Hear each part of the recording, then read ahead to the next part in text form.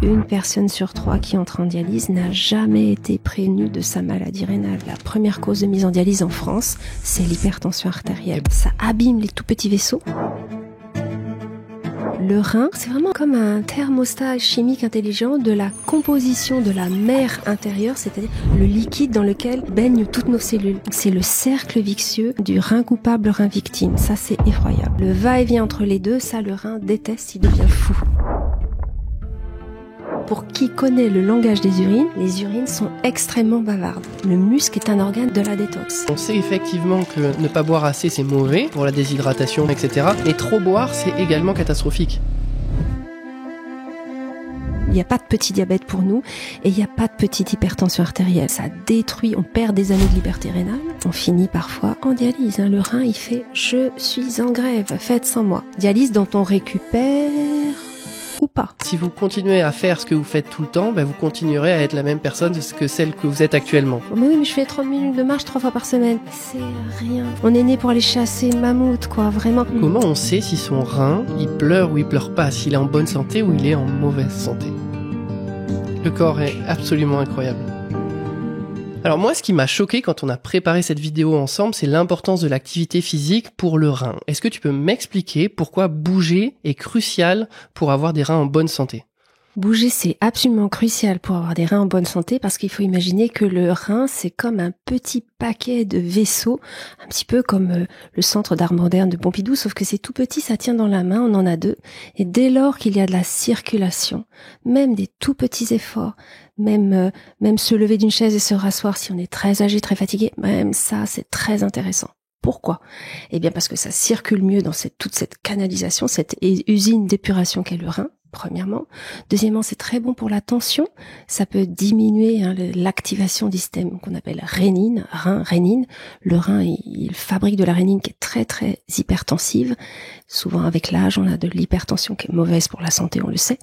Et enfin, troisièmement, c'est très intéressant parce que on va activer des muscles. Et je rappelle que le muscle, on a découvert ça, on découvre de plus en plus.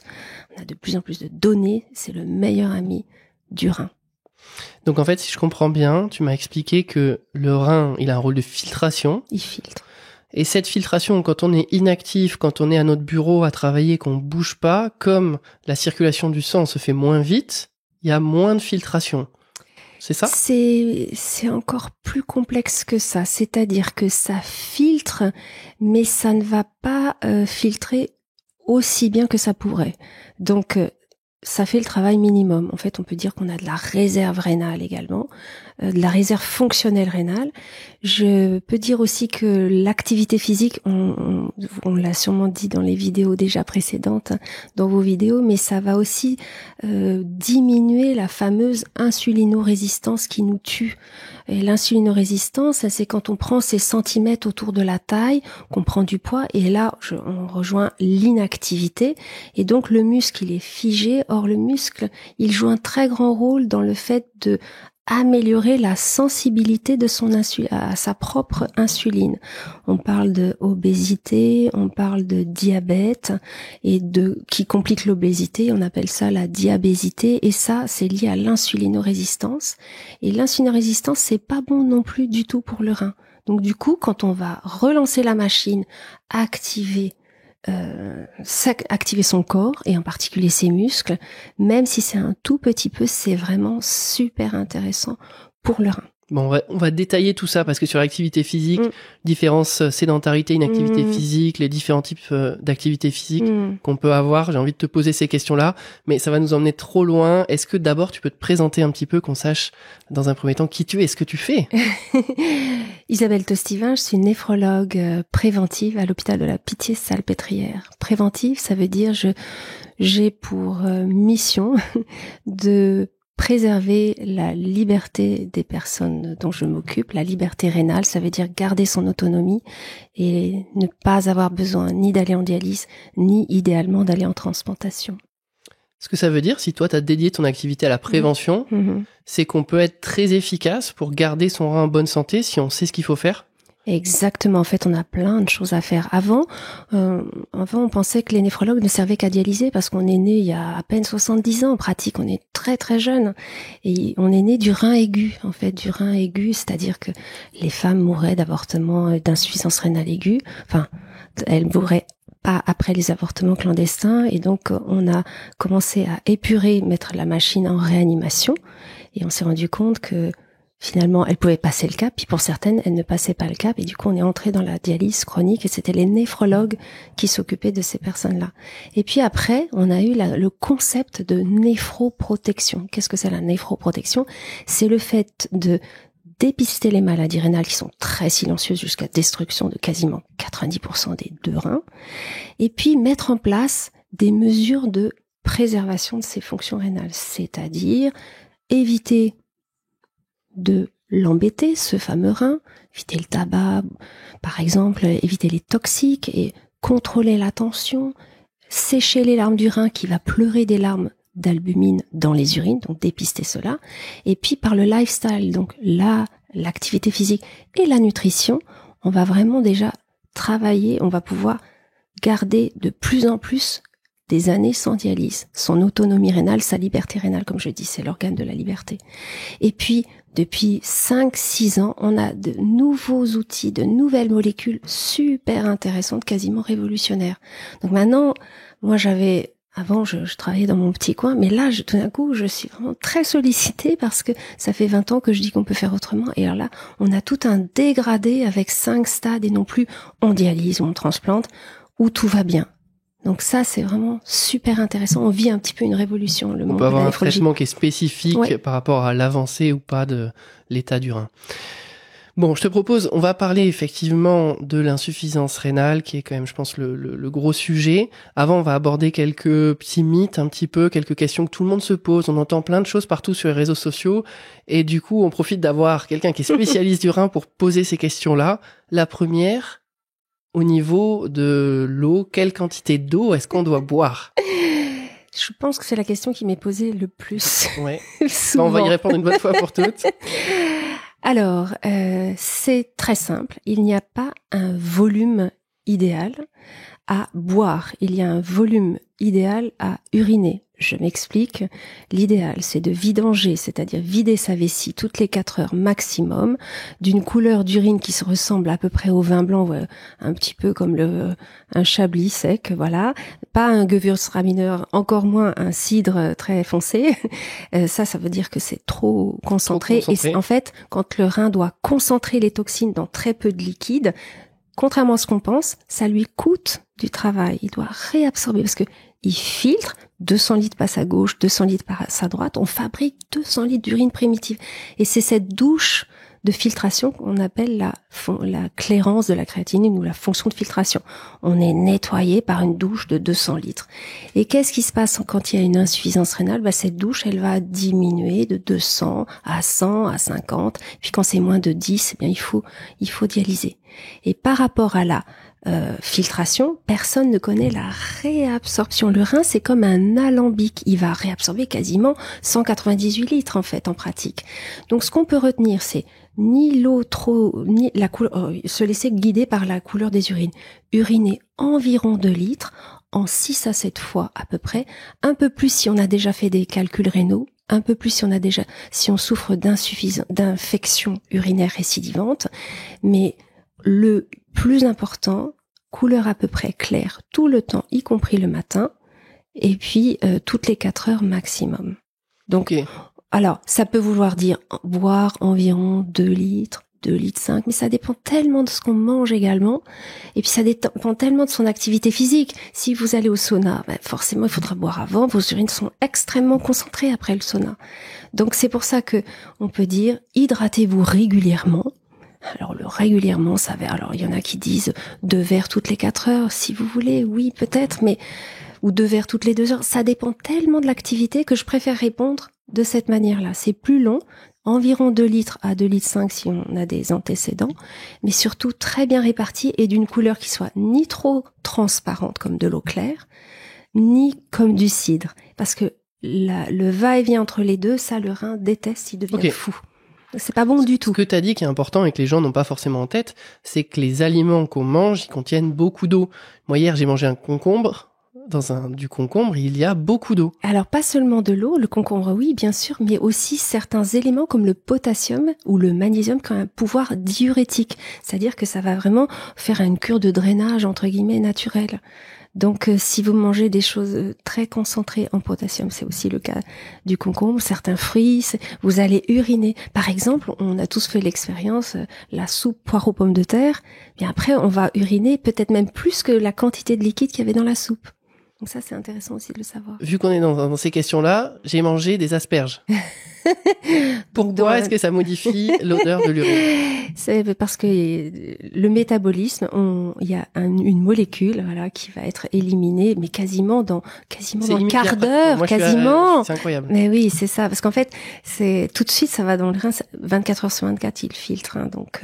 C'est vrai qu'on se rend compte là à quel point quand même, quand on mange quelque chose, oui. on a tout le système physiologique de notre corps qui se met rapidement en action. Oui. On pourrait penser que on va manger le soir, on va digérer pendant la nuit, et que finalement il va pas se passer grand chose de manière immédiate. Très rapide, oui, ça peut être 5 minutes effectivement pour certaines personnes. Ça dépend des personnes. Donc quand même, je vais revenir sur ce que tu vas pas aimer, c'est que tu as dit plus ou moins 2 litres à 2 litres 5, et après on a. Je reviens dessus parce que les gens, je sais que les gens ils vont vouloir. Ah ça c'est à la sortie. C'est à la sortie. C'est le volume uriné. Le volume uriné. Alors, soyez curieux, testez-vous. Mais avant de savoir le volume, déjà, regardez s'il y a des plages horaires. Notez l'heure à laquelle vous videz votre vessie. Et puis, je parie que nos auditeurs, hein, ceux qui nous regardent, auront des plages de 5, 6, 7, 8 heures sans uriner. Vous voulez revenir 6 à 7 fois par jour. C'est énorme. C'est toutes les 4 heures à peu près. C'est ça l'idée. Y compris parfois, pour certaines personnes, c'est important d'uriner la nuit et de reboire la nuit. Pour certaines personnes. Tu as dit, soyez curieux et mesurez ce que vous urinez. Oui, on va aussi dire quelque chose, c'est que l'urine, c'est quelque chose qui est propre. C'est stérile C'est stérile, il n'y a absolument pas de microbes dans les urines. Non, il n'y a pas de microbes, non. Donc effectivement, on peut mesurer sans problème. Il y a pas mal d'a priori. On peut mesurer, on s'achète un verre doseur que pour ça par exemple, on urine dedans, on note l'heure et puis la quantité, en sachant que les femmes ont une plus grande vessie que les hommes, ça on sait pas, mais on devrait faire moins la queue aux toilettes. Et donc, en pratique, les vessies, ça peut aller jusqu'à 450, 500 millilitres. Donc, en pratique, ne pas se retenir, ça on le sait, hein, bien sûr. On sait qu'il faut pas se retenir. On sait qu'il faut pas se retenir pour les problèmes d'incontinence, des choses comme ça, c'est pas bon, effectivement. Et on sait que donc, pas assez boire, évidemment, c'est mauvais, ça tout le monde le sait. Mais trop boire, c'est pas bon non plus. Non. Et par rapport, ça me fait penser à quelque chose quand je t'entends, c'est-à-dire la soif. La soif est un signe extrêmement tardif. Donc, en fait, si vous avez soif, c'est que vous avez vraiment, vous êtes déjà déshydraté. Le signal de la soif est très tardif. Et puis il faut savoir que plus on avance en âge, plus le signal est de mauvaise qualité, voire on n'a plus soif du tout. Les personnes âgées ont rarement soif. Donc boire régulièrement, s'hydrater régulièrement, varier, pas que de l'eau chaude, l'été, les cafés, les infusions, de l'eau fraîche, à bulles, sans bulles, pétillante, pas pétillante, si possible pas trop sucrée, enfin pas sucrée parce que c'est pas forcément intéressant, mais une feuille de menthe de fraîche dedans, un zeste de citron, ce que vous voulez, une rondelle de citron, de la menthe, bon, ça c'est vraiment délicieux. Et puis des glaçons. Du chaud, du froid, et puis des potages. Ceux qui mangent de la soupe, ils sont vraiment un vieillissement santé avec un delta très significatif. Super rare pour la soupe. Ah oui. Stop, je coupe cet entretien pour vous annoncer une bonne nouvelle. Cela fait maintenant 2 ans qu'on reçoit des experts de la santé pour parler de sport et de nutrition. Avec Raph, on a sectionné les 7 conseils les plus précieux sur comment perdre du poids après 50 ans, partagés par des experts reçus sur notre chaîne. Vous recevez 7 emails pendant 7 jours avec à chaque fois une information clé à retenir sur la perte de poids après 50 ans. Cliquez juste ici, c'est totalement gratuit. Allez, on reprend l'interview. On entend que le café, justement, et le thé, ça déshydrate. Oui, justement, avec cet effet diurétique avec le potassium, c'est pour le café, notamment le café soluble, là, c'est très riche en potassium. Pour le thé, ça déshydrate pas, non. Okay. Pour le café, oui. Surtout si vous ne prenez pas le grand verre d'eau qui est servi avec les ristretto de nos amis italiens. Donc, en fait, il faut vraiment boire derrière, bien sûr, parce que ça a toujours ce petit effet diurétique. Et donc, ce que je te disais, c'est qu'on sait effectivement que ne pas boire assez, c'est mauvais pour la déshydratation, pour le rein, etc. Mais trop boire, c'est également catastrophique. C'est catastrophique parce qu'en fait, la capacité d'épuration de l'eau qu'on appelle libre, elle n'est pas infinie. C'est-à-dire, si je bois 1 litre en moins d'un quart d'heure, puis un 2e litre en moins d'un quart d'heure, un 3e litre, je vais faire gonfler mes cellules cérébrales, je peux tomber dans le coma. Parce qu'en fait, on aura une dilution du sang avec la concentration en sodium qui sera trop basse. D'ailleurs, c'est ce qui s'est passé en août 2003 lors de la canicule.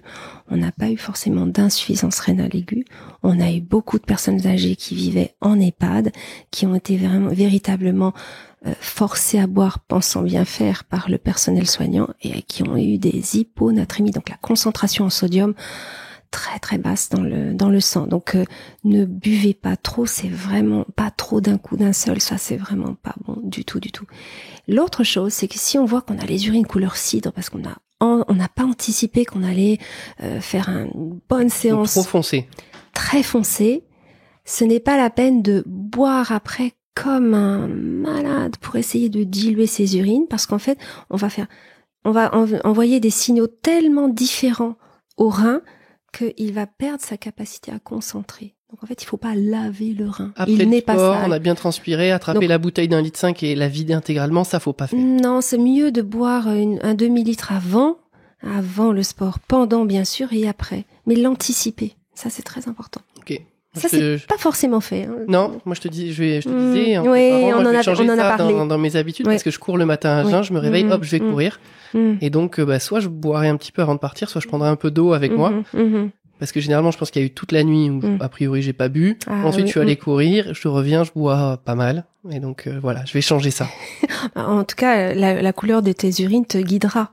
Sur ce qu'il est bon de faire. Parce que là, il fait déjà chaud, là, aujourd'hui, à l'heure où on enregistre. Hein. On est passé de froid à chaud. On est passé vraiment voilà. Et le rein, il va donner plein d'infos au corps. C'est vraiment comme un thermostat chimique intelligent de la composition de la mer intérieure, c'est-à-dire le liquide dans lequel baignent toutes nos cellules. Et la fonction du rein, c'est pas de fabriquer le pipi. Non. C'est une de ses fonctions, mais c'est surtout de maintenir ce thermostat chimique. Enfin, le potassium a une certaine concentration, le sodium, etc. C'est très intéressant. Il a plein de fonctions. Il a plein de fonctions. On dit la fonction de filtration. Il y a la filtration, la réabsorption, tout aussi importante. En fait, c'est un ressac, notamment la nuit. La réabsorption est bien plus importante parce que on ne boit pas. C'est une glande hormonale. Ça équilibre la vitamine D, ça équilibre l'acide base, ça joue un rôle avec l'insuline. Mais la nuit. Ça fabrique le PO, ça fabrique la rénine, ça fait beaucoup de choses. Ça fait plein de choses. Oui. La nuit, on bouge pas. Tu nous as dit que c'était très important de bouger pour... Oui, alors il fonctionne quand même. Il fonctionne, la fonction de filtration, bien sûr. Mais c'est comme s'il fonctionnait entre guillemets au ralenti. Entre guillemets. Ok. Voilà. Alors, ce qui aide la nuit, c'est qu'on est quand même allongé. Et comme on est allongé, le rein est allongé, il fonctionne mieux allongé que debout, ou tout de suite le fait de tenir debout quand on passe de la position allongée à assise debout, c'est lié aussi à l'activation du rein qui va sécréter de la rénine pour dire oh là là, la tension va baisser, hop, on libère de la rénine qui va stimuler l'angiotensine, l'aldostérone, qui sont ces hormones extrêmement hypertensives. Je suis toujours tellement surpris par à quel point tout est bien fait dans le corps. Ah, c'est extraordinaire. C'est extraordinaire. Il a une autre fonction, c'est celle d'évacuer une certaine partie des protéines. Et ça, c'est pareil, on entend encore beaucoup de choses. Est-ce que tu peux essayer de nous dissiper un peu le brouillard ? Alors, les protéines sont digérées, métabolisées. Peut-être que ce qu'on peut dire, excuse-moi, c'est que les protéines, elles sont très très importantes pour le corps. Nous sommes nous-mêmes constitués de protéines. On est des animaux, on est de la viande. Et nos muscles, ils sont beaucoup composés de protéines. Et bien sûr, c'est très important. Et si on veut vieillir en bonne santé, il nous faut des muscles et donc il nous faut des protéines. Il nous faut des protéines, tout à fait. Le problème avec les protéines, c'est toujours cette histoire d'affaire de dosage. Alors, on recommande 0,8 grammes par kilo par jour pour une personne, entre guillemets, normale, qui n'a pas de problème. Ça veut dire quoi ? Ça veut dire pour quelqu'un qui ferait... Quelqu'un qui ferait... Ça veut dire... La façon dont c'est noté, oui. Si on prend Moi, je vais prendre les chiffres que j'ai en tête. On peut dire qu'on recommande à peu près 1,2 g de protéines.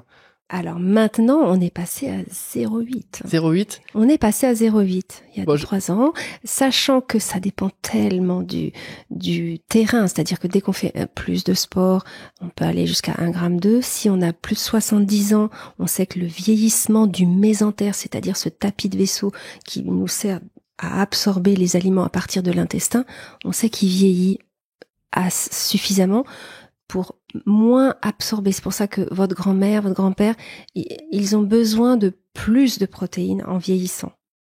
D'accord. Le problème chez les jeunes sportifs, on peut dire les bornes, ce qu'il faut pas faire, c'est-à-dire que volontiers, on peut aller jusqu'à 1 gramme, 2 grammes, mais ta question sur les grands sportifs qui mangent beaucoup de protéines, on sait que même si le rein fonctionne normalement chez un jeune, au-delà de 3-4 grammes kilojoule, énorme. Mais ça se fait. Mais enfin, ça se fait. Enfin. Et c'est terrible parce que. Je sais pas. T'as déjà regardé ce que toi tu consommais comme protéines dans ton alimentation? Mais moi je triche parce que moi je sais. Non mais c'est énorme. Oui, c'est-à-dire que en fait il y en a partout. Il y a les protéines animales, ça c'est facile. Mais on peut rappeler qu'un steak de saumon de 100 grammes, c'est 20 grammes de protéines. Donc en fait ça va très vite. Tu vois, moi j'ai pas ce même avis que toi. Moi ce que je me rends compte, c'est qu'on voit que toutes les évidences scientifiques, elles montrent l'intérêt, effectivement, d'avoir un apport en protéines. À haute valeur biologique, ça c'est important. Et elles ont tendance plutôt à dire qu'on n'en consomme pas assez.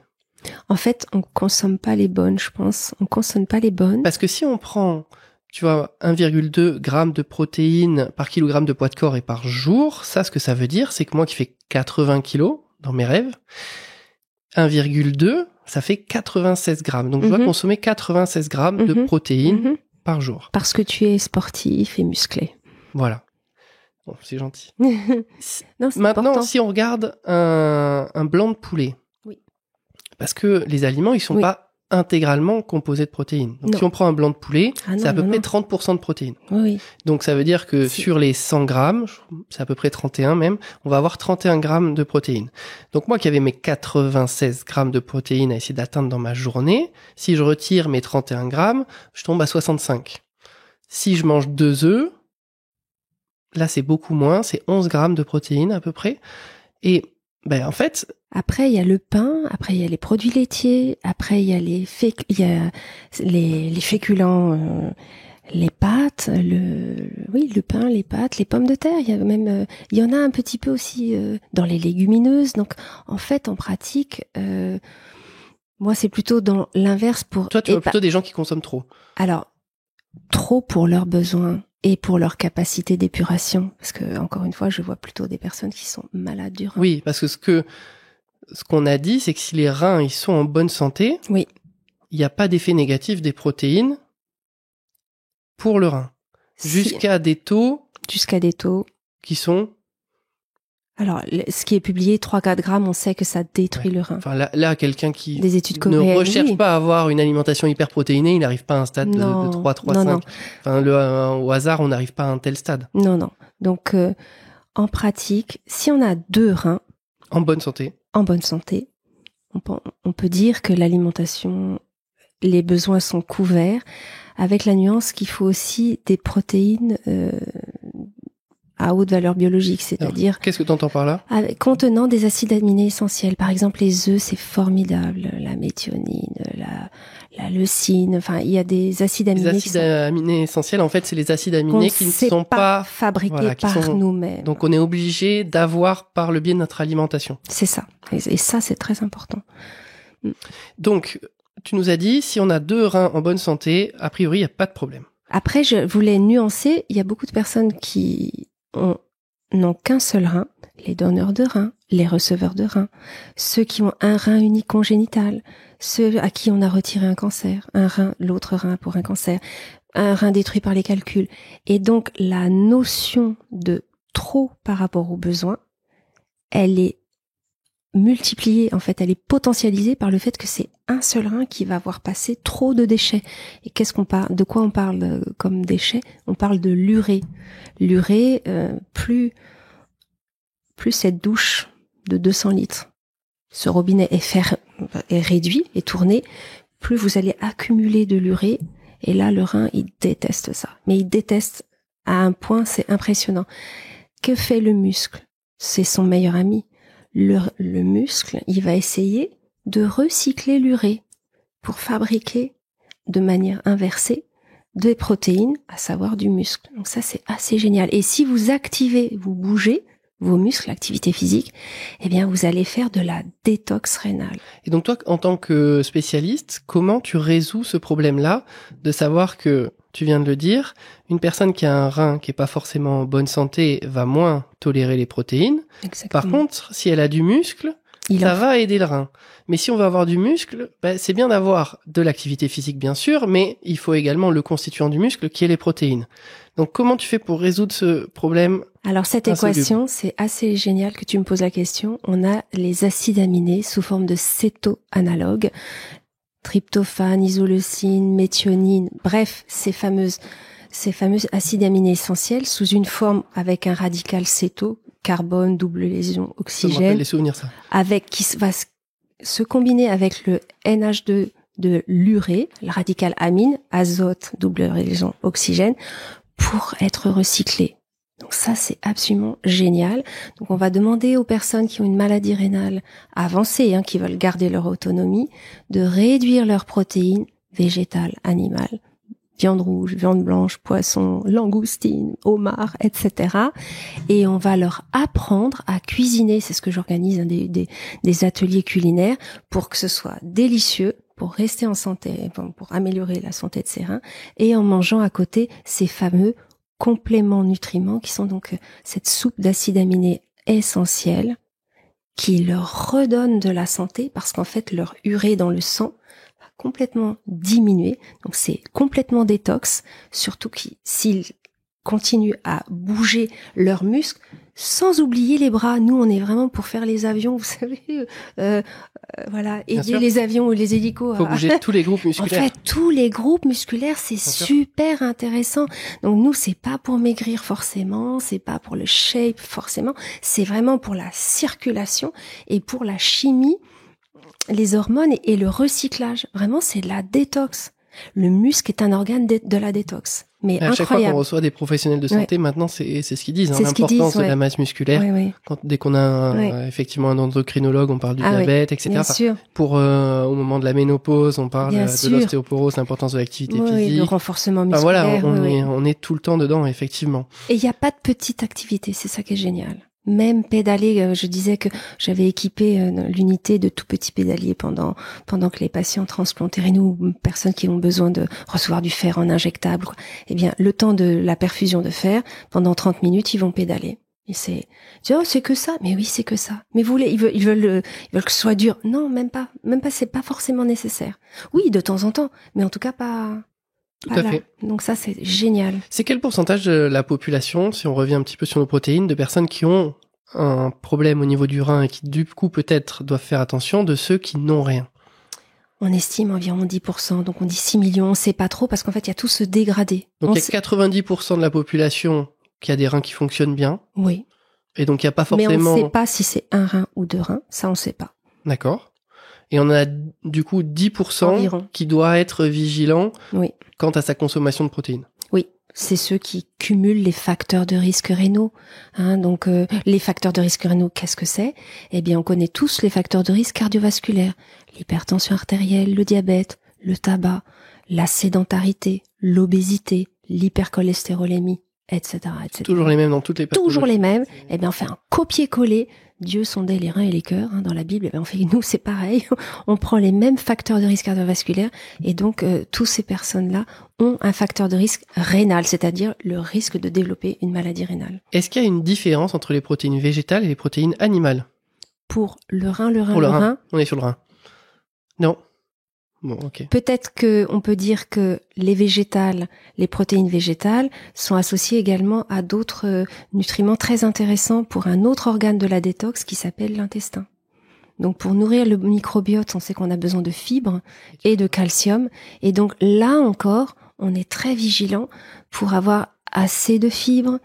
Nature de fibres, parfois des fibres quand on a des problèmes d'intestin, des fibres douces, y compris les fibres douces qui vont être moins agressives pour l'intestin. Tu nous as parlé de l'alcool tout à l'heure. Et je crois que c'est pas le copain du rein, ou le rein n'est pas le copain de l'alcool. Alors, l'alcool, c'est le foie le déteste. Hein. Alors l'alcool, d'habitude, je disais l'alcool bien partagé, un verre de champagne de manière festive le jour de votre mariage. Eh bien oui, c'est très agréable. Et puis le rein adore parce qu'on est détendu, on rit, Je vais plus on est pouvoir boire très de heureux. champagne jusqu'à la fin de ma vie, du coup. Non, on est très heureux. Du coup, ça relaxe, ça on est un peu euphorique. Probablement, ça détend. Sauf que l'alcool quotidien. Et deuxième chose, l'alcool, ce sont des calories un petit peu inutiles et très pauvres nutritionnellement parlant. Donc ce qu'on dit nous, c'est que oui, un verre par-ci par-là, moi je dis souvent VSD, vendredi, samedi, dimanche, parce que on peut pas être sur tous les fronts non plus, surtout si l'alcool il est convivial et festif et partagé. Un verre Moi, je de vais verre. pas avoir le même discours que toi. C'est-à-dire que Oui, on en a parlé, c'est vrai. je vais pas avoir le même discours. C'est-à-dire que moi, je suis d'accord, il y a un équilibre à faire et il y a des choix à faire. Et On est effectivement, en France, hein. j'ai pas de problème. Effectivement, je pense que je vais pas me faire des copains, mais j'ai pas de problème s'il y a quelqu'un qui décide effectivement de boire un peu d'alcool vendredi, samedi, dimanche, comme tu viens de dire. Je pense juste que il est important de savoir que l'alcool, il est mauvais dès la première goutte. Après, chacun fait son choix et le but, c'est pas d'avoir une vie qui soit parfaite. Mais l'alcool, il reste mauvais dès la première goutte. Après chacun. Après, je pense que voit comment il veut organiser ça. On est très inégaux face au risque de l'alcool. Je m'explique. Si vous êtes une princesse au petit pois, que vous pesez moins de 40 kilos, et que vous buvez comme comme toi, par exemple. Enfin, non, pas comme toi. Comme un gabarit comme toi, et qui boit, sans vendredi, samedi, dimanche, évidemment que les conséquences à long terme ne seront pas les mêmes. C'est pareil pour le tabac. Bien sûr. C'est pareil pour le tabac. Bah, c'est évident. Concernant le tabac, j'aimerais juste rappeler on peut enchaîner sur le tabac. Le tabac, ce qui est incroyable, c'est que je surprends toujours les personnes dont j'examine les urines, parce que je leur dis, vous venez de fumer votre cigarette.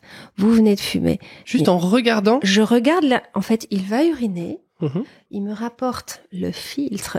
C'est un liquide extraordinaire, les urines. C'est vraiment, pour qui connaît le langage des urines, les urines sont extrêmement bavardes. Et moi, j'adore parce que je regarde, je sais. Ça prend un quart de seconde. Et donc, avec certaines personnes qui sont venues dans l'unité, certaines très connues, je dis mais pourquoi est-ce que vous fumez? Je dis mais je fume pas du tout. Mais alors il faut que votre mari fume ailleurs. Parce qu'en fait... Tabagisme passif égale deux conséquences différentes. Ça abîme les tout petits vaisseaux, ça encrasse, pour faire court, les tout petits vaisseaux, donc c'est pas bon et ça détruit, on perd des années de liberté rénale. Ça, c'est la première chose. Et deuxième chose, en fait, l'intérieur de notre arbre urinaire, en fait, on a un arbre urinaire. Alors, les branches, ce seraient les reins, 2 troncs, et puis la vessie, la racine, et puis l'urètre, une racine profonde. Et bien, en fait, cet épithélium, ça veut dire qu'il y a une couche, et puis il y a plein de cellules comme ça, elles ont des petits cheveux en haut pour faire comme un tapis roulant, déroulant, des petits cils, et puis comme ça, et puis une sorte de tapis muqueux qui fait que c'est auto-nettoyant, version escalator descendant. Ça pousse toutes les petites, pour pas que ça s'accroche, les cristaux, les goudrons, les cils et ça. Sauf que quand vous fumez, le millier de molécules toxiques issues de la nicotine, du goudron, notamment tout ce qui est chauffé, c'est effroyable parce que ça fige les petits cheveux qui sont dans le but, qui doivent drainer, qui doivent diriger vers la sortie très gentiment toutes les toxines, les bactéries. C'est un facteur d'entretien des infections urinaires, le tabac par exemple, et de calculs rénaux. Donc quand moi je vois ça, et ça donne quoi? Ça donne le cancer de la vessie, le cancer de l'urètre, le cancer des urtères, le cancer des cavités du rein. Donc en fait, on peut être aussi amené à retirer un rein qui fonctionne, le tissu rein fonctionne, mais la cavité, l'intérieur qui est originaire d'un autre tissu, très exposé au tabac, on est obligé d'enlever le rein qui fonctionne à cause du cancer de ses propres cavités. D'accord. Donc nous, vraiment, le tabac, alors là, c'est une taffe. Je suis intégriste avec le tabac. Je suis intégriste avec l'alcool, t'es intégriste. Comme tu l'es avec la première goutte. Le tabac aussi. Voilà. Non, mais moi, ce que je dis, c'est très important. Chacun fait son choix. Bien sûr. Enfin, le tabac, je serais peut-être même encore moins, ben oui, parce qu'il y a le problème du tabagisme passif. Et donc ça, moi, ça me dérange un peu, parce qu'à la limite, chacun fait son choix. Moi, j'ai aucun problème. J'ai des gens autour de moi qui boivent trop, et j'en ai qui boivent moins, etc. Mais c'est un choix qui est personnel. Chacun a son libre arbitre. Le problème, c'est que quand on fume, on peut potentiellement gêner les personnes qui sont à côté. Il y a autre chose qui est apparemment mauvais pour le rein, et moi, j'aimerais connaître ton avis là-dessus. C'est les anti-inflammatoires. Parce que moi, je suis toujours surpris. Il y a plein de choses dans la population générale, où notamment, on va pas les citer, les vaccins, les gens veulent absolument pas les prendre, etc. Je vais pas rentrer dans le problème. Aux anti-inflammatoires. Mais par contre, les anti-inflammatoires, moi, en tant que kiné, ils peuvent prendre ça comme des Smarties. Et pourtant, c'est quand même pas anodin. Ah non, c'est pas anodin du tout. C'est même un facteur de risque de détérioration de la fonction de filtration. Et c'est un facteur majeur, surtout si on consomme des anti-inflammatoires sur une durée très prolongée, comme des Smarties, comme tu disais. Qu'est-ce que ça va faire?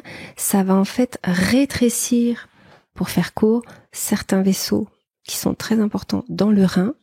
Et donc, ça donne de l'hypertension, ça aggrave l'hypertension, ça donne aussi c'est lié à des anomalies avec des accidents cardiovasculaires, et donc, on n'aime pas du tout les anti-inflammatoires. Mais pas du tout.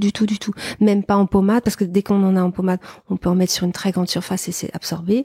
Nous, quand on est vraiment anti-inflammatoire non stéroïdien, c'est d'aucune manière, pas en gel, pas en spray, pas. Je pense que j'avais vu aussi une étude qui est aussi catastrophique. Il y a des gens qui font ça, c'est que ils ont un petit peu mal, ils veulent faire du sport, et ils se disent, génial, je prends un anti-inflammatoire et je vais faire mon sport. Alors, sans trahir de secret, on a eu des ultra-trailers du Mont Blanc. Ouais, on le retrouve beaucoup dans l'ultra-trail. Et pour avoir fait une revue de la littérature sur les rhabdomyolyses, en fait, on sait quand on se pousse, le mental, mais alors là, il y a plusieurs facteurs de risque. On a pris des anti-inflammatoires, on n'a pas écouté sa douleur, on a continué, on est déshydraté. Alors là, on finit parfois en dialyse. Le rein, il fait « je suis en grève, faites sans moi ». Voilà. Dialyse dont on récupère ou pas. Ça, c'est quelque chose, qu'il faut vraiment sensibiliser dessus. Ah oui, c'est terrible. Faut pas prendre des anti-inflammatoires pour faire sa séance de sport. Non. Faire du sport, c'est très important pour la santé. Mais si, pour une raison X ou Y, vous avez une douleur, soit vous faites pas, soit vous adaptez, mais vous faites moins. Voilà. Il faut surtout pas aller faire un effort intense en partant avec des anti-inflammatoires. En plus, je crois que maintenant, c'est une substance qui est possiblement dopante. Oui, alors dans l'ultra-trail et dans les choses comme ça. Et en plus, ce qu'on retrouve, même pour les gens qui, sans partir sur des distances comme ça où il faut courir 100 km, même pour des gens qui veulent faire juste leur petit sport du dimanche avec un anti-inflammatoire, on sait que derrière, il y a beaucoup moins d'adaptation positive à l'activité physique. Donc en fait, elle sera 2 fois moins efficace, votre séance de sport. Donc franchement, ça vaut pas le coup. Vous mettez en danger vos reins et il y aura très très peu de bénéfices. Alors 2-3 jours parce qu'on s'est foulé la cheville, on veut ça, d'accord, évidemment, on va pas non plus semer la panique, mais globalement, si on peut faire sans, c'est beaucoup mieux. Et puis la cortisone, parce que la question est très souvent posée, donc les anti-inflammatoires cette fois-ci stéroïdiens, ça le rein, il encaisse. Ça, il aime bien. On a trouvé quelque chose qui... Ah, c'est pas qu'il aime bien, c'est il que rate pas, en tout cas. En tout cas, ça peut donner de l'attention, oui, bien sûr, mais c'est pas du tout le même effet. Donc, là, on a quand même abordé pas mal de choses qui pouvaient embêter le rein. Il y a d'autres facteurs de risque. Il y a peut-être le diabète sur lequel on peut revenir, qui embête le rein. Alors oui, moi je suis ex-diabétologue reconvertie en néphrologue pour éviter justement, éviter la dialyse. Je fais tous mes travaux de recherche sur la première cause de mise en dialyse au monde, qui s'appelle la néphropathie diabétique. Qu'est-ce qui se passe quand on est diabétique? C'est le diabète de type 2, le fameux diabète qui complique volontiers la sédentarité, le syndrome métabolique, quand les centimètres autour de la taille commencent à augmenter, parce qu'on a de la graisse, parce qu'on ne bouge pas, parce qu'on a perdu son activité, on est très sédentaire, on mange mal, volontiers du gras, du sucre et pas assez d'autres choses. C'est vraiment l'alimentation moderne. Il y a une épidémie mondiale, on parle de diabésité mondiale. Eh bien, qu'est-ce qui va se passer au niveau du rein? Le rein, En fait, les substances, le sucre et les dérivés du sucre vont caraméliser la structure du rein, le filtre rénal qu'on appelle le glomérule, les petites passoires à spaghetti qui retiennent les bons éléments du sang, comme les cellules, l'albumine et puis plein d'autres choses, et puis qui laissent passer les ions. Donc vous avez cette passoire à spaghetti qui va être perforée parce que la structure, les petites passoires sont caramélisées. Et donc ça laisse pleurer de l'albumine, ça laisse passer de l'albumine. Et l'albumine, cette fois-ci non plus l'albumine qu'on mange dans les œufs, l'albumine que nous avons dans notre sang à nous, va voyager à travers les trous des passoires à spaghetti caramélisés. Et là, on a de l'albumine dans les urines. Et là, c'est effroyable. Ça veut dire que ça va complètement fibroser le rein. Ça va attaquer le rein va essayer de se défendre. Comme vous faites une cicatrice, vous avez une blessure, vous voulez cicatriser, on a des collagènes qui sont un petit peu différents. Enfin, on voit bien que c'est pas la même chose. La peau est beaucoup plus dure. Et bien, à l'intérieur, on a des cicatrices qui vont fibroser le rein va se ratatiner et parfois, c'est la taille quasiment d'un flageolet. Nous, on parle, il se flageolise comme un petit flageolet. Alors, pas aussi petit, mais il passe de 12-13 cm à 5-6 cm, parce qu'il a été attaqué par l'albumine et ça a créé une inflammation. C'est Hiroshima dans le rein. Il y a plein d'activations de cellules qui veulent nettoyer l'albumine, mais au prix de cicatrices qui vont rétracter le rein. Juste pour que les gens qui nous écoutent soient sûrs, le fait de manger des œufs qui contiennent de l'albumine n'a absolument rien à voir. Non, rien à voir. Non, l'albumine dans les urines, c'est vraiment la conséquence d'une agression du rein par le sucre, par le diabète, le petit diabète. Vous savez, celui qui tue le rein. On dit qu'il n'y a pas de petit diabète pour nous et il n'y a pas de petite hypertension artérielle. Ça, c'est la première cause de mise en dialyse en France, c'est l'hypertension artérielle. Eh ben, on va en parler tout de suite, je te propose. Moi, j'ai aussi découvert ça à force d'avoir des invités comme ça. C'est vrai que je me suis rendu compte que l'hypertension artérielle, donc le gros problème avec le diabète, c'est que très souvent ça passe inaperçu parce qu'il n'y a pas de symptômes à court terme. Et donc on peut avoir effectivement un tout petit peu de diabète, on peut avoir un tout petit peu d'hypertension. Mais le petit peu plus le petit peu, ça fait des ravages. Effroyable, c'est effroyable. Et ça se potentialise, quoi. C'est vraiment synergique. On appelle ça, nous, les néphro-killers. Ce sont les 2 premiers néphro-killers au monde. Et donc le rein. Alors le rein et l'hypertension, c'est un petit peu je t'aime moi non plus. C'est-à-dire que dès lors que il y a une maladie rénale, le rein, pour se défendre de la maladie rénale, va créer de la rénine, va produire de la rénine. Et d'ailleurs, lors de la journée mondiale du rein, qu'est-ce qu'on fait pour dépister les maladies rénales qui sont silencieuses ? On prend la pression artérielle. Ça peut être un signe indirect de souffrance rénale. Dans l'autre donc c'est à cause de la conséquence. Exactement. Et le problème, c'est que quand il y a une hypertension, c'est tellement mauvais pour le rein que les vaisseaux en amont du rein vont avoir tendance à se rétrécir pour protéger le rein derrière. Mais le rein reçoit l'info que la tension est basse, puisque c'est rétréci. Donc il dit « Eh oh, plus de tension, rénine ». Angiotensine, aldostérone et ses copines et ses cousines, hop, sont activées. Rein coupable, c'est lui qui crée la rénine. Rein victime, c'est lui qui est détruit par cette hypertension artérielle. Donc c'est le cercle vicieux du rein coupable, rein victime. Ça, c'est effroyable. Donc ça c'est important de sensibiliser parce que c'est vrai que les gens, ils se rendent pas compte, ils se disent je suis un peu limite, je suis un peu au-dessus de 1,2 ou j'ai un peu d'hypertension à 15, c'est normal. 16. Non, pas mais en du fait tout. non, c'est pas normal, faut faire quelque chose. Non, d'ailleurs les femmes normalement la pression artérielle optimale, est-ce que tu sais comment ça a été défini, le fameux 15-9 qui est pas bon et moins de 14-9, enfin au-dessus on définit l'hypertension artérielle, tu sais ça ou pas historiquement? Je sais pas comment ça a été défini. Super intéressant, c'était génial. Dans les années 50-60, ils se sont rendus compte, les assureurs américains, que ça finalement, je savais, oui. Je sais parce qu'il y a Jérôme qui a fait une vidéo dessus. Ah voilà. Finalement, c'était pas terrible de les assurer eux parce que c'était pas le bon plan parce qu'ils mouraient beaucoup plus que les autres. Et ce chiffre a été déterminé aux États-Unis avec des grands gaillards américains. Donc nous en néphrologie, on sait que la pression artérielle c'est pas 13,7. Ça dépend. Si vous avez une femme enceinte, c'est vraiment, il faut moins de 11-12. Si vous êtes une femme jeune, 10-6, c'est la tension optimale. C'est pas le 14-9. Donc déjà, ça aussi, c'est intéressant. Donc nous, on est hyper drastique pour protéger le rein. On va vraiment baisser. Et si le rein pleure des larmes d'albuline pour dire « occupez-vous de moi, je souffre », pour sécher les larmes, on va intensifier les médicaments pour l'hypertension artérielle. C'est ce qu'on va faire. Donc, On a vu tout ce qui pouvait embêter le rein. Comment on sait si son rein, il pleure ou il pleure pas, s'il est en bonne santé ou il est en mauvaise santé? Alors, c'est compliqué. Non, c'est très simple. En fait, c'est très simple et on vit les néphrologues une période assez bénite parce qu'on a un parcours de soins qui a été publié il y a moins de 2 ans. La sœur d'Emmanuel Macron, elle est néphrologue et je ne sais pas si ça a contribué, mais en tout cas, nous, on est les néphrologues préventifs. Nous sommes à la fête. Et donc, qu'est-ce qu'on fait? La Haute Autorité de Santé recommande de tester chez les personnes à risque rénal augmenté, c'est-à-dire tous ceux qui présentent un facteur de risque cardiovasculaire qu'on a cité. Donc ça va être syndrome métabolique, hypertension, diabète, hypertension, obésité, hypercholestérolémie, tabagisme, blablabla. Ça, on le sait. Toujours les mêmes. Surpoids, bien sûr.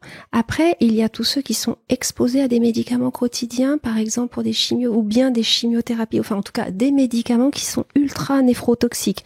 Les anti-inflammatoires, ils réapparaissent là.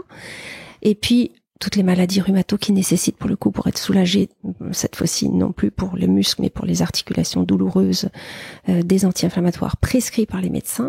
Et puis il y a les chimiothérapies, certaines chimiothérapies sont toxiques pour le rein, les injections de produits de contraste répétés. Et puis après, il y a toutes les maladies plus connues, la polykysose, des maladies génétiques où on connaît nous très spécifiques. Donc déjà, si on dépiste, comment on dépiste? Eh bien, l'hypertension artérielle, première chose. Deuxièmement, on va dépister le RAC. Le RAC, c'est le ratio albumine, cette fameuse albumine, cette fois-ci dans les urines, albumine sur la créatinine, les larmes du rein. Alors, c'est une bandelette doublée d'un dosage si vous êtes très à risque. Si vous êtes hypertendu, c'est important. Si vous êtes une maladie rénale, c'est important. Les diabétiques, ils ont le RAC annuel. C'est obligatoire. Et puis, pour cette fameuse filtration, cette douche, filtration, ça veut pas dire grand-chose, en fait. Moi, je trouve c'est compliqué d'expliquer. Moi, je préfère parler de douche, comme ça, on comprend mieux. Et donc, cette fameuse filtration exprimée en débit, c'est la clairance. Eh bien, on va doser la créatinine. Et là, il y a encore une relation avec le muscle, parce que la créatinine, c'est quoi? C'est une molécule qui est issue du métabolisme du muscle. C'est-à-dire, en permanence, on se détruit, on se construit, on se détruit, on se construit. Donc, si on est Usain Bolt, on a énormément de créatinine. Il y a effectivement des variations individuelles. Et dans les urines, donc quand on en a beaucoup, parce qu'on en produit beaucoup dans le sang et qu'on arrive à la faire voyager dans les urines, on n'a pas d'insuffisance rénale. Mais si Kylie Minogue, toute petite, très musclée mais très petite, a la même créatinine que Usain Bolt, ça veut dire qu'elle a une insuffisance rénale parce que ça veut dire que sa masse musculaire n'autorise pas autant de créatinine. Donc quelqu'un qui a une grosse masse musculaire a sûrement plus de créatinine. Créatinine, ça c'est. Créatinine. Et c'est ça qui est difficile parce que pendant très longtemps on n'avait pas d'harmonisation pour apprécier cette fameuse ce débit de cette fameuse douche. Et maintenant, on a harmonisé les pratiques, y compris dans les différents laboratoires. Et maintenant, on parle de clairance ou de débit de filtre glomérulaire, DFG ou clairance de la créatinine. Et on sait qu'il y a, donc en fonction de la douche qui se ferme, on aura 5 stades différents selon les pourcentages de la fermeture de la douche. Donc en fait, c'est assez simple. Il suffit de regarder un petit peu, même l'hypertension artérielle. D'abord, l'hypertension artérielle, c'est très important. Donc simplement en allant voir son médecin ou son pharmacien, ou voilà, il existe d'autres moyens. Et après, une simple prise de sang et on est renseigné sur l'état de santé de son rein. Alors, juste pour vous faire sourire, la gauche est utopiste, la droite est réaliste. Je vais dire que 40% des hypertendus auront 12,7 à gauche, une sténose de l'artère qui est sous le cœur, et ils auront 15,9 à droite. Donc si vous faites un dépistage, s'il vous plaît, faites à droite. Et dans les automesures, on est très majorité de droitiers, donc on prend la mesure à gauche. Donc, en fait, et on rappelle qu'on prend la mesure le matin, c'est celle qui est, le matin, si elle est chagrin, c'est celle qui est plus corrélée au facteur de risque cardiovasculaire. On dit hypertension artérielle du matin, chagrin, hypertension artérielle du soir, espoir, c'est un peu différent. Ok. En fait. Donc, si jamais on a son rein qui est un petit peu faiblard, qu'est-ce qu'on a comme traitement? Qu'est-ce qu'on peut faire avant d'arriver sur des traitements médicamenteux? Est-ce qu'il y a déjà des choses, on en a parlé un petit peu, mais est-ce que tu peux reprendre? Contrôler le diabète, optimiser sa masse corporelle. Moi, je travaille avec des impédances mètres, et donc on fait de l'alchimie dans le service. On dit, là, il y a 5 kilos de gras et il manque 3 kilos de muscles, en trop, je veux dire. Et donc, on encourage. On transforme la graisse. On fait de l'alchimie. On accompagne les patients. On dit, nous, on veut moins 3 kilos la prochaine fois. C'est hyper intéressant. À poids constant, on s'en fiche. Les centimètres en moins. Nous, on parle pas beaucoup en kilos, à part de kilos de masse grasse, kilos de masse musculaire. Et sinon, on préfère travailler avec les centimètres autour de la taille. Okay. C'est bien plus intéressant parce que quand vous vous remusclez, en fait, vous pouvez prendre parfois un petit peu de poids. Ouais, t'as abordé plein de notions. Donc, en fait, j'ai dit transformer de la graisse en muscle. Ça, on sait que c'est faux. Oui, mais. Par contre, on peut en même temps. Oui, en même temps. On peut éliminer de la graisse et prendre du muscle. Ça, c'est possible. En mangeant mieux. En mangeant beaucoup mieux. Plus de protéines. Non, pas forcément. On couvre ses besoins. D'accord, on couvre ses besoins, on répartit bien ses besoins sur les 3 repas, parce qu'en fait, tout ce qui est jeûne séquentiel, ultra à la mode, le rein, lui, il déteste quand on lui donne tout le soir et puis qu'après, il faut qu'il travaille toute la nuit. Il aime pas ça, parce que du coup, c'est une énorme quantité d'un coup d'un seul. Donc, il n'y a pas seulement par 24 heures, il y a par prise alimentaire. Donc, nous, on aime bien fractionner. Par exemple, on a dit la composition corporelle. Donc la composition corporelle, ça veut dire essayer d'augmenter la quantité, tu as parlé de masse maigre, donc de muscles, au profit de la masse grasse, donc de la graisse. Oui. Pour ça, il faut aussi faire du sport. Il faut faire de l'activité physique. Nous, on aime bien parler de l'activité physique parce que le mot sport, parfois, c'est compliqué pour les personnes un peu plus âgées qui sont allergiques. Alors ici, on est dans le temple de ceux qui veulent remettre en marche en activité, améliorer l'activité physique. Et donc, on le fait. Ça, c'est hyper intéressant. Il n'y a pas d'âge pour commencer. Le rendement, plus vous vieillissez, vous maturez, vous avancez en âge, plus il est intéressant. C'est pas tout, je vais le dire. Bien sûr. Et bravo pour tout ce que vous faites au passage, parce que c'est vraiment génial. Et après, qu'est-ce qu'on peut dire? On va limiter tout ce qui n'est pas nécessaire. Par exemple, on n'a pas parlé des compléments alimentaires. Tiens, j'ai oublié d'en parler. Vas-y.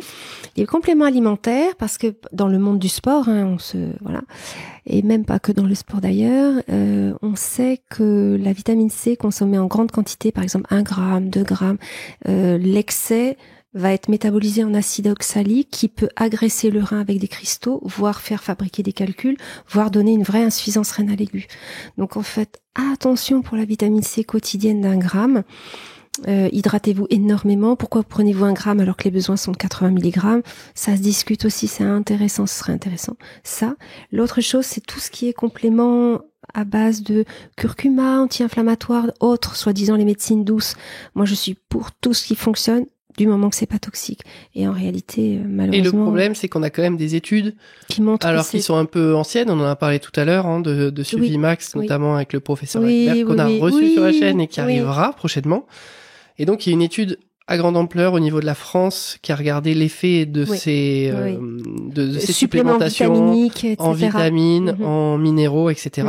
Et en fait, qui montre que malheureusement, il y a quand même des cas où c'est mauvais. Et c'est vraiment mauvais. Et le problème, c'est d'arriver à discerner les cas où c'est bon et les cas où c'est mauvais. Le problème, c'est que c'est pareil pour les compléments. Par exemple, moi, je vois débarquer, là, ça fait à peu près 2 ans, 1 à 2 ans, je vois débarquer les calculs liés à la surconsommation de curcuma.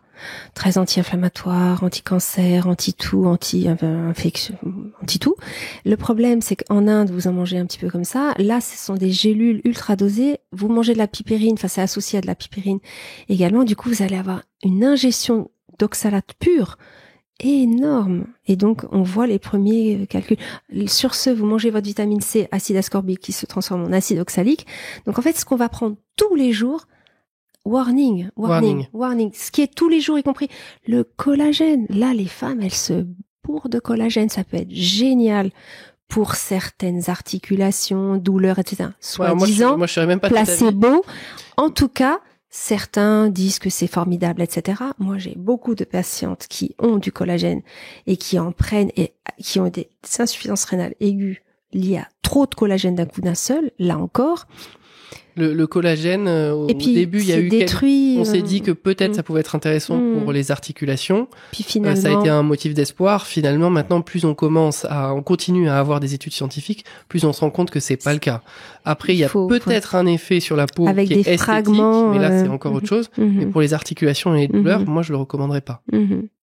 En tout cas, nous, on est d'accord. Et moi, je pense qu'il faut prendre le moins de choses possible. Il faut avoir le plus d'apport par le biais de son alimentation. C'est ce que je disais tout à l'heure. Si on veut de la vitamine C, soit on a une vraie carence qui a été objectivée par un médecin. Et donc là, on suit la voie médicale qui va travailler dessus. Voilà, il n'y a pas de problème, on sera pris en charge. Soit si on se dit simplement qu'on n'est pas trop en forme et qu'on veut peut-être un peu plus de vitamine C, et ben on cherche à avoir des aliments qui apportent plus de vitamine C. Des kiwis, des oranges. On mange l'orange. On fait pas un jus d'orange parce que c'est pas du tout pareil sur. Pour avoir des fibres.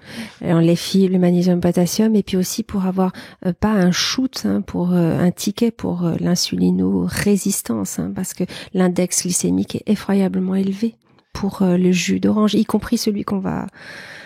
Tout à fait. Les jus, faut essayer d'éviter. Voilà, mâcher, on est fait pour mâcher au départ. Là, on mâche plus. Or, c'est un trésor de santé de pouvoir mâcher. Tout à l'heure, t'as dit que donc il fallait essayer, je reviens dessus, de développer un peu sa masse musculaire. Pour développer sa masse musculaire, on a parlé d'activité physique. Oui. L'activité physique, on pourrait un peu la diviser en deux catégories. Les activités plutôt cardio, qui font transpirer. Oui. Et plutôt le renforcement musculaire. Oui. Si on veut développer sa masse musculaire, il n'y a rien de mieux que le renforcement musculaire. Qu'est-ce que c'est que le renforcement musculaire? C'est déplacer soit une charge, soit son poids de corps, tout en nécessitant un effort physique. Ça, c'est le top. Effectivement, on peut le faire au poids de corps, on peut le faire avec des machines, on peut le faire avec du poids libre. Voilà, il y a différentes modalités qui existent. Les bouteilles, exactement. Mais voilà, c'est quelque chose qu'il faut pas avoir peur de faire. Il faut pas avoir peur de le faire à tout âge. Et il faut pas avoir peur de le faire au bout d'un moment quand on est habitué, de plus en plus difficile, et même quand on est âgé, même si on est un peu malade, même si on l'a pas fait avant et que c'est nouveau, eh ben, faut pas avoir peur de mettre le corps en difficulté quand il y a eu une certaine habitude qui s'est développée. Au contraire, parce que c'est vieillir en santé et c'est moins de chutes, c'est plus de santé pour tout. Plus de santé, c'est vraiment très, très, très important. Stop, information capitale. Ne loupez pas les tips de GGRAF, notre newsletter exclusif où l'on va vous partager tous nos conseils santé appuyés par nos lectures d'articles scientifiques. Un dimanche matin sur deux, nous vous dévoilons nos pépites pour booster votre santé après 50 ans. Cliquez juste ici pour y accéder. Et en plus, c'est totalement gratuit. Chaque tips est envoyé qu'une seule fois, donc arrêtez d'en louper et inscrivez-vous juste ici. Et si le contenu ne vous intéresse pas, vous pouvez bien sûr vous désabonner à tout moment. Allez, revenons à notre discussion. L'activité physique, c'est nous ce qu'on dit au départ, c'est que quand on a la maladie rénale et qu'on mange trop de protéines, en fait, le fait de rebaisser les protéines et prendre ces fameux acides aminés, on va relancer la reconstruction musculaire, parce qu'on a une vraie sarcopénie induite par la maladie rénale. Et plus on fond en muscle, on dit mais je vais manger des protéines pour reprendre. Et là, il y a le cercle vicieux où vraiment on s'intoxique, on devient jaune paille, c'est terrible parce qu'on a beaucoup de toxines. Le fait de baisser les protéines, de bouger un peu plus, même pédaler dans le yaourt comme ça, 5 minutes devant la télé, devant l'émission, devant le feuilleton. Au début, c'est 5 minutes, puis le lendemain, c'est 10 minutes. On a les petits pas quotidiens. La quotidienneté est super intéressante. Et là, tout d'un coup, on peut prendre 3 kilos, 4 kilos, 5 kilos de muscles en 3 ans. C'est impressionnant parce qu'ils ont été détruits par la maladie et par l'idée de manger des protéines qui étaient fausses pour eux. On a rebaissé, on a monté. Enfin, on a adapté et ça, c'est absolument génial. C'est génial. Nous, on utilise beaucoup le vélo d'appartement au tout début parce qu'en fait, c'est facile. C'est le premier. C'est facile. C'est le premier, voilà. Ça permet de commencer à initier quelque chose. Voilà. Après, on fait des mouvements avec sur les chaises aussi. Il y a des choses très intéressantes pour les personnes âgées sur les chaises. On peut faire plein de choses. Super intéressantes. Moi, ce que je milite simplement, c'est qu'il y ait une évolution. Oui, ne pas se contenter. Ça, c'est clair. Ces premiers steps, moi, j'utilise les mêmes avec mes patients. Ce que je veux juste, c'est qu'au bout d'un moment, quand ils sont capables de faire plus, on dépasse ce step-là. Oui. Parce que sinon, en fait, si vous continuez à faire ce que vous faites tout le temps, vous continuerez à être la même personne que celle que vous êtes actuellement. Alors que stretcher, pour que Voilà, c'est de la performance. Après, le corps va s'habituer parce qu'on est en homéostasie, comme on sait. Hein, c'est-à-dire que si quelque chose, on fait tous les jours 10 pompes, ben, le 11e jour, on peut en faire 12, et puis le corps, il va s'habituer à 12 pompes. Puis après, etc., etc. Tout à fait. Donc, et puis la notion de puissance, de force, hein, de faire vraiment des bras de fer dans les maisons de retraite, et bien en fait, en réalité, c'est une super idée. Le muscle, il est le meilleur ami du rein. On est en train de le découvrir là, qu'on soit en forme ou qu'on ait les reins malades. Alors, reins malades, c'est incroyable, mais pour beaucoup d'autres choses, y compris pour le cerveau. En fait, on a dit avec Martine Duclos, hein, la notion de contractine, qui sont des hormones qui sont libérées par le muscle humain, qui lui, du coup, est aussi une glande hormonale qu'on connaissait pas avant. Mais libérée que quand il y a un effort très important. Pas forcément long, mais très fort. Et ça, en fait, ce qu'on pourrait dire, c'est de varier les plaisirs et pas faire 30 minutes de marche. Oh, mais oui, mais je fais 30 minutes de marche 3 fois par semaine. C'est rien. On est né pour aller chasser mammouth, quoi, vraiment. Et puis on est comme ça maintenant, on est complètement sédentaire. Nos enfants sont sédentaires. Il y a une crise, enfin une alerte en France nationale. Hein. Les enfants ne bougent plus. Il y a les écrans qui nous scotchent Et même quand on passe pour quelqu'un de super sportif parce que on court 10 km tous les jours, ben on est quand même largement capable de faire plus et on sous-exploite quand même grandement notre corps par rapport à ce qu'il était capable de faire initialement. Bien sûr, bien sûr. Moi, je suis assez fascinée par ces femmes qui se mettent à l'activité physique à 60 ans. Enfin, vous en avez sûrement dans vos... Hein, on en a pas mal. Les followers et celles qui lisent les newsletters, vos abonnés. Et ça, c'est génial. Parce que je trouve que c'est inspirant, parce qu'en fait, on sait tous que c'est difficile au début. Au début, c'est difficile pour tout le monde de courir. Enfin, j'écoutais là encore l'interview de Tony Parker. C'est même un gars aussi fantastique que lui. Bah oui, c'est fatigant. Des fois, on en a marre et pourtant, on est super motivé. Et le fait d'aller au début, quoi, et on a des résultats. On se sent mieux. C'est très inspirant. On a quand même des histoires de personnes. Avec l'âge, je disais. Il faut véhiculer des personnes qui jusqu'à 50 ans, 60 ans, 70 ans, ne faisaient rien ou pas grand chose parce que la vie, parce qu'une vie pro, parce qu'une vie perso, peut-être des enfants, etc. Et au bout d'un moment, en commençant doucement, alors ces gens-là, ce qui est primordial, c'est vraiment de commencer doucement, d'être accompagné, des bons conseils, voilà, parce que le problème, c'est que si on a une blessure, le problème, c'est pas que la blessure est grave, c'est que généralement, ça va être un coup d'arrêt et il y aura pas de reprise derrière. Parce que cette motivation était là, il fallait la saisir. Par contre, du coup, faut essayer de mettre en place et ensuite, derrière, il y a des grandes choses qui sont vraiment possibles. Il y a vraiment plein de choses. On a parlé un petit peu si le rein, malgré tout, il va quand même encore mal et qu'on a dépassé ce stade. Qu'est-ce qu'on fait au niveau peut-être plus médical et peut-être même après? Donc, médical... on traite la tension parce qu'on est sûr qu'il y aura une hypertension.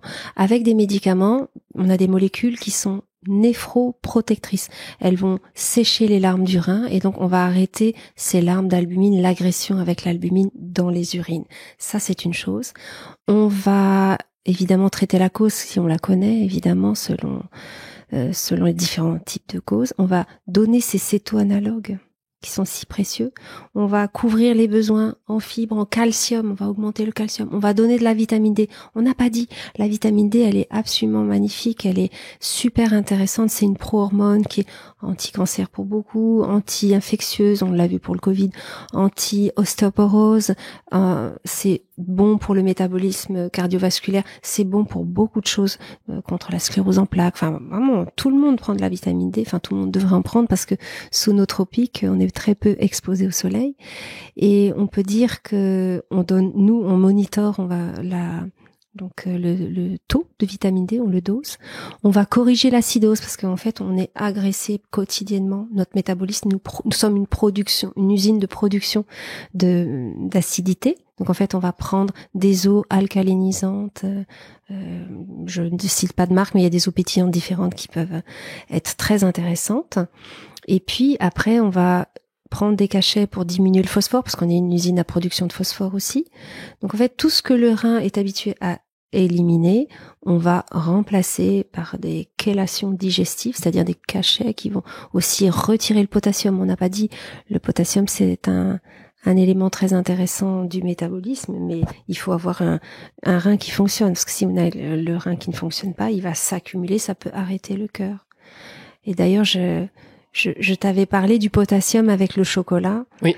Le chocolat et le rein, il est vraiment magique, il est vraiment fascinant parce qu'on ne connaît pas encore tout ce qu'il peut faire et on ne sait pas encore exactement comment il fonctionne. C'est pour ça qu'on n'arrive pas pour l'instant à fabriquer un rein artificiel digne de ce nom qui retirerait la nécessité de dialyser 3 fois 4 heures par semaine accroché à une machine. On n'y arrive pas pour l'instant. Là, on parle de xénogreffe, il y a eu une première xénogreffe, on est tout excités avec à partir du porc, toujours. C'est ça, xénogreffe, c'est quand on greffe un organe qui n'est pas de la même espèce. Voilà, qui n'est pas une espèce on est humaine. très enthousiaste, on espère que ça va fonctionner. Il y a des recherches dans ce domaine, et pourtant, pour l'instant, voilà, on est très précautionneux.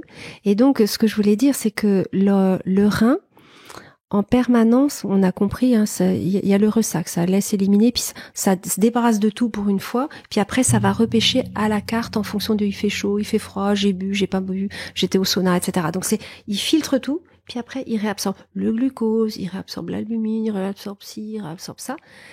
Et c'est un organe très intelligent. Et quand on mange du chocolat très riche en potassium, sur ses papilles linguales, la langue va savoir qu'il y aura du potassium, qu'il y a du potassium dedans. C'est incroyable. Elle va envoyer le signal d'habitude, on se débarrasse de tout. Ben là, nous, casser les cannes à pêche pour le potassium, laissez-le partir. Et donc, on ne réabsorbe pas le potassium. Alors même qu'on n'a pas à absorber, on l'a pas digéré, il n'est pas dans l'estomac. C'est quelque chose qui, moi, me fascine complètement. Ça s'appelle le réflexe papillo-tubulaire rénal. Le corps est absolument incroyable. On n'est pas des garagistes et on n'est pas des voitures, quoi. Il y a un petit truc, on ne sait pas encore, quoi. C'est extraordinaire. Sûr. Le problème, c'est quand on arrive à la dialyse. Oui. Alors, maintenant, de moins en moins, heureusement, parce qu'en fait, les stades 4 et 5, on n'a pas dit, mais il y a des forfaits spécifiques parce que la prévention est financée depuis 2 ans. Ça, c'est génial. Donc, en fait, quand vous avez moins de 30% et moins de 15% de fonction rénale, vous êtes suivi par des équipes pluridisciplinaires, dont des APA, d'ailleurs, avec des acteurs d'activité physique adaptée. C'est montrer le rôle absolument crucial de l'activité physique adaptée, y compris quand on est limité parce qu'on a du mal à respirer, parce qu'on est très âgé, on est handicapé, etc. Et qu'est-ce qui se passe ? Eh bien, on a un suivi diététique, mais vraiment rapproché. On va manger des choses sans protéines. Il y a des pâtes sans protéines, il y a du pain sans protéines, des farines, et on va faire. Là, on est quand même à un stade où le rein est moins de 30%, moins de 15%. D'accord ? Voilà, c'est ça. Pour garder son autonomie rénale. Et par exemple, quand vous avez toute la famille en dialyse et que vous voulez pas aller en dialyse parce que vous savez ce que c'est, eh bien, en fait, on va inscrire les personnes en préemptif, ça s'appelle. Donc, en fait, on va tout faire pour garder l'autonomie rénale. On se prépare version Jeux Olympiques, c'est-à-dire on se muscle et on est inscrit sur liste d'attente et en fait, on n'ira pas en dialyse. Et de plus en plus, c'est ça qu'on fait. Grâce à tout ce qu'on a fait. En 2025, en fait, là, on est en scoop, parce qu'en 2025, il va y avoir une campagne nationale, ça va déménager, ça va être le rein, rein d'affaires, la grande affaire du rein. Vraiment très, très, très important. Donc là, il y a une sorte de paquet mis dessus. Et donc, pour ces stades très avancés, on a plein de molécules, je l'ai dit. Et si on a besoin de dialyse parce qu'on a été dépisté malheureusement trop tard, je rappelle que une personne sur 3 qui entre en dialyse n'a jamais été prévenue de sa maladie rénale. Et c'est des chiffres qui sont incompressibles depuis le début, quasiment. Depuis que 22 ans que j'exerce, ça n'a pas bougé du tout, malgré toutes les campagnes, etc. Donc, la dialyse, là encore, si on a besoin d'aller en dialyse, ce matin, juste avant de venir, j'ai été décalée, et je discutais avec un monsieur qui a 73 ans, transplanté rénal depuis un mois, après 3 ans de dialyse, à 73 ans, pour une maladie rénale liée au diabète. Caricature, vraiment c'est la caricature habituelle. Et je vois un jeune homme, je dis mais c'est quoi ? Enfin, un jeune homme de 73 ans. Je dis mais quel est le secret ? Il dit moi, docteur, c'est simple, j'étais arbitre de foot. Et là, d'accord. Donc vendredi, samedi, dimanche, c'est pas l'alcool lui, c'est sur les terrains, dehors. Et en fait, il a pas cessé l'activité physique une fois entré en dialyse. On a acheté des pédaliers en dialyse, qu'on peut pédaler, alors qu'il avait cette fameuse sarcopénie, c'est-à-dire cette fonte musculaire. Cette fonte musculaire liée aux toxines qui empêchent la reconstruction. En fait, ça détruit et puis ça oublie de reconstruire. Eh bien, en fait, il s'est remusclé et il était tellement motivé qu'on dit, mais on va vous inscrire sur liste d'attente de greffe, même si vous êtes un petit peu âgé, même si c'est compliqué. Et donc, il m'expliquait à quel point ça l'avait aidé énormément, l'histoire des vélos.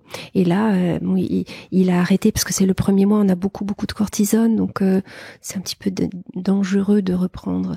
Mais c'était une très belle histoire parce que en fait. Et puis il va reprendre. Et en fait, il va reprendre le vélo. Il va reprendre le vélo. Nous, on aime vraiment beaucoup le vélo. C'est pour ça qu'avec Bernard Hinault, on a un projet pour 2025. Voilà. Bon, bah, on suivra ça. Isabelle, est-ce que tu veux rajouter quelque chose au niveau du rein qu'on n'a pas couvert aujourd'hui ? Je vais juste dire à quel point je suis reconnaissante que vous m'ayez invité à parler de cet organe mystérieux, magique et pourtant vital, organe de la liberté et de la vitalité, et très bavard quand on analyse ses urines, et on est le pays des Jeux Olympiques, donc les urines sont très bavardes, on l'utilise pour le dopage. Donc moi je dirais, prenez soin de vos reins, ils sont précieux, ils sont vitaux. Bien sûr. Et merci pour tout ce que vous faites. Mais t'en vas pas tout de suite. Je vais avoir 2 questions à te poser. Les 2 questions qu'on pose en fait à tous nos invités. Donc toi, si tu devais donner qu'un seul conseil à tous tes patients pour être en meilleure santé, ce serait lequel ? Bougez plus. On a... Everybody dance, move your feet for your kidney. Ça, c'est vraiment quelque chose. Le jour de la journée mondiale du rein, il y a un symbole, et donc on dit everybody move your feet for your kidney. Ça, c'est bouger, c'est magique. Je pense qu'on a de plus en plus de médecins à chaque fois qui nous disent ça. Hein. C'est pratiquement unanime. Ah oui. Et un deuxième conseil, tu as dit ? Non. Deuxième question. Toi, qu'est-ce que tu as mis en place récemment dans ta vie pour être en meilleure santé ? Eh bien, comme je te l'ai dit, je me déplace en vélo. Et ce qui est incroyable, avec Vélib, je me déplace. Et j'ai une demi-heure le matin et une demi-heure le soir. Et ce qui est incroyable, c'est que l'AP-HP a envoyé un forfait mobilité durable.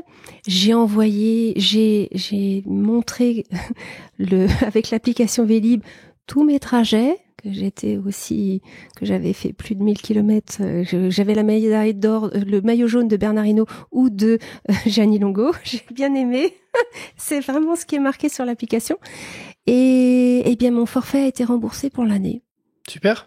En plus la moitié du Navigo, j'ai trouvé ça génial. C'est des très bonnes et c'est chouette. Et ça, c'est chouette. Avant, je prenais le métro, puis finalement, je trouve que c'est pas pareil. Les journées où j'ai pu le faire versus les journées où je ne peux pas le faire, maintenant j'ai un manque parce que c'est pas pareil. Parce que moi, je suis néphrologue pour donner de l'énergie aux autres. Je ne suis pas éreintée. Sauf que ça m'arrive évidemment de temps en temps. Et donc, ça me Mais c'est ce qui est super, c'est que du coup, même une journée où t'es prise par tes rendez-vous, où t'as pas de temps pour toi parce que le travail, etc., dans mon bureau, mais t'as quand même fait. Oui, alors déjà, et en plus, t'as fait 2 fois 30 minutes aller et retour de vélo, et ça, c'est incompressible. Et donc, forcément, déjà, t'as bougé. Oui, oui. Et quand j'ai pas pu, comme ce matin, parce que ce matin, il pleuvait vraiment très fort, et je ne bouge pas quand il pleut, eh bien, j'ai un vélo dans mon bureau. Que j'ai vu quand on a fait le vidéo. Il était derrière, j'ai vu ça. Un spinner, oui. Eh ben, écoute, merci beaucoup, Isabelle. Merci à vous, merci à toi. Et à très vite. À très bientôt. Merci beaucoup. Cliquez ici pour visionner notre guide complet sur comment perdre du poids durablement après 50 ans. On a passé des mois et des mois à lire des articles scientifiques à ce sujet pour vous proposer cette vidéo exceptionnelle. Regardez-la et faites-nous un retour franc dessus. À tout de suite dans cette vidéo.